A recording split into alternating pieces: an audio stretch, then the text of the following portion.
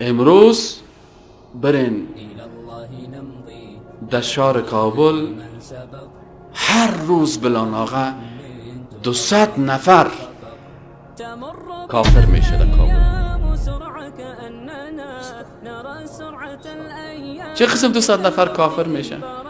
تعویض پناه گرفتن به کی است؟ به الله هست نیست؟ تعویض چی معنی پناه دادن؟ روز 200 نفر امو کمش پیش فالبین و جادوگر نمیره؟ میره نمیره؟ جادوگر ادعای غیب نمیکنه؟ چرا عقیده ما خراب میشه؟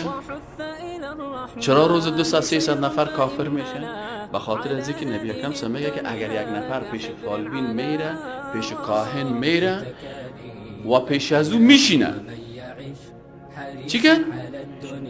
فقط 6 مثلا 30 روز ماه مبارک رمضان روزه گرفتی، روز اولی خوب یک ذره خوردی، روز دوم یا سوم میترفتی گفتی باشه می روزه ششک هم بگیرم، صحیح نه؟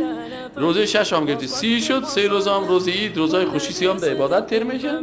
این 33 روز 6 روز دوم چی گرفتی؟ ششک گرفتی، این شد 39 روز. روز چلمش رفتی پیش فالبین شیشتی. نبی اکرم صلی الله علیه و میگه مجرد که پیش فالبین شیشتی 40 روز عبادت تو از بین رفت.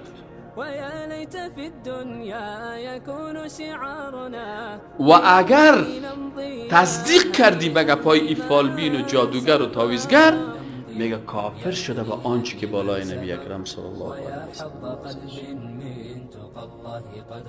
خب حال وقتی که تعویض پناه دادن است، امی پیش اوندو که مردم میرن که برای ما تعویض بته، اوندو در تعویض خود نشته میگنه که خانم گل بنت شریف گل بگوان کے لیے پناہ دیتے ہیں. با کی پناهش میتن؟ چروخ با بگوان عقیده ندارن. پس که در تعویض خود، تعویض چی مانا؟ پناه دادن. در تعویض خودی به کی پناه داد؟ بگوان. آلی کسی که گپای امی هندوی سکه تصدیق کرد و تعویض کند و آورد در گردن خود آویزان کرد، گپای سکه تایید کرد یا نکرد؟ پس مسلمان ماند یا کافر؟ این حال مشکل ده چی است؟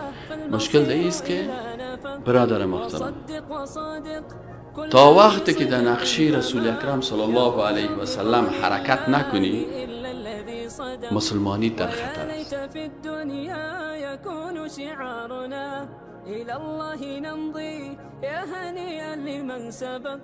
ويا ليت في الدنيا يكون شعارنا إلى الله نمضي يا هنيئا لمن سبق.